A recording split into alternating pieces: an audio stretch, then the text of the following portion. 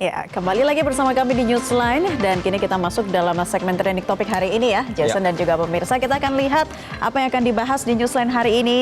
Tentunya ini terkait sesuatu yang ditunggu-tunggu untuk seluruh masyarakat Indonesia dan juga pemerintah ya, Jason.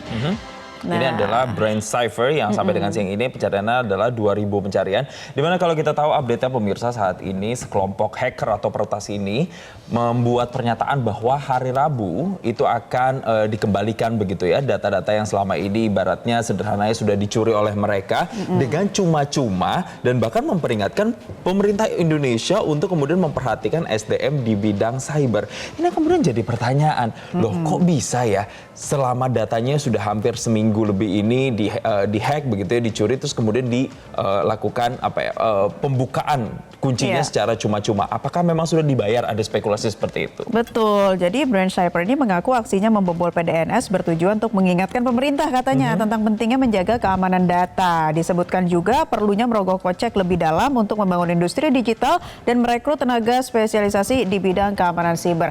Jadi pemirsa, karena penyerang Pusat Data Nasional Brain Cipher ini berjanji akan memberikan kunci hari ini, katanya sih yang diberikan untuk bisa membuka enkripsi data ya secara gratis. Nah, tapi siang ini kita juga belum bisa mendapatkan informasi lebih lanjut ya dari kementerian terkait yang harusnya mengkonfirmasi dari pihak Kemenkominfo dan juga Kemenpolhukam begitu ya.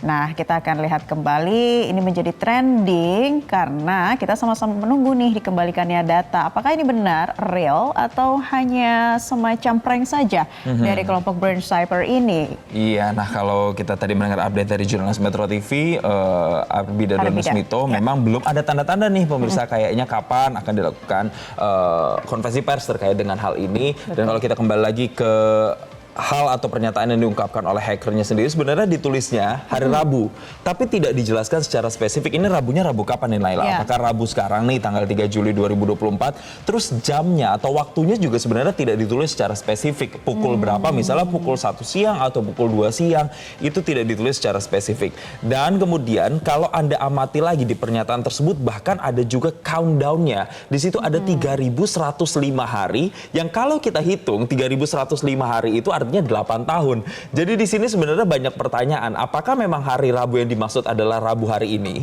Atau Rabu kapan? Atau Rabu 8 tahun lagi setelah 3.105 hari? Ya, itu Tuhan, yang benar-benar masih belum jelas begitu sampai sekarang informasinya. Deh ya, semoga hari Rabu ini benar-benar menjadi hari yang dinanti-nanti masyarakat Indonesia. Karena kan ganggu banget ya kalau sampai merusak lebih dari 200 lebih instansi milik pemerintah begitu.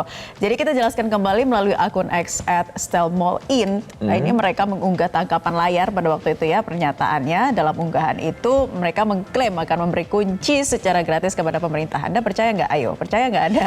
Ya ini yang kemudian membuat kalau Naila nanya, Anda percaya apa nggak? Nah ini banyak yang percaya, banyak juga yang tidak. Karena banyak spekulasinya gitu. Ada yang bilang mungkin aja pemerintah sudah bayar sekian juta dolar, 8 juta dolar ya, atau sekitar 131 miliar yang memang diklaim itu diminta oleh pihak hacker.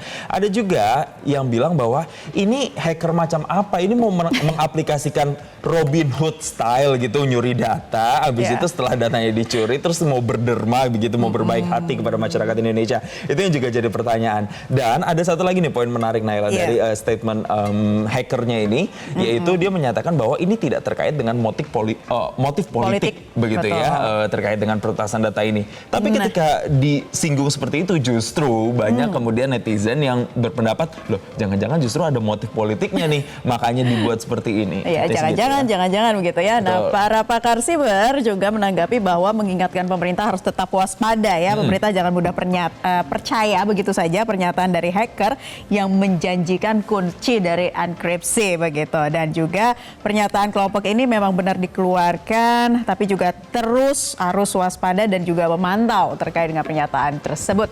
Kita akan lihat deh ya tanggapan dari warganet, bagaimana sih para netizen ini menyikapi terkait dengan pengembalian data oleh pihak peretas dari ransomware ini. Ini kita lihat dari akun @Andy_bin sekian, gagal melindungi aset negara atas serangan siber. Apa sudah saatnya diberlakukan keadaan darurat? Ya, memang sudah saatnya ya, harus menjadi pelajaran bersama terkait data-data yang dilindungi di Indonesia. Ini dari @hendroxxx. Isu ransomware itu hoax alias buat-buatan biar anggaran turun proyek baru. Ada juga yang bilang by hack air sekian. Terima kasih hacker, kepedihan ini sekaligus kasih lihat publik Indonesia bahwa SDM pemerintah Indonesia sedang dalam tanda kutip dalam kurung sangat tidak baik-baik saja katanya. Nah, jadi kita lihat lagi dari Muhammad ada dua kemungkinan. Pertama, bisa jadi hackernya terdiri dari orang dalam atas dasar pengalihan isu publik. Yang kedua, bisa jadi orang luar atas dasar peringatan keras atas lemahnya keamanan di Konoha katanya gitu ya.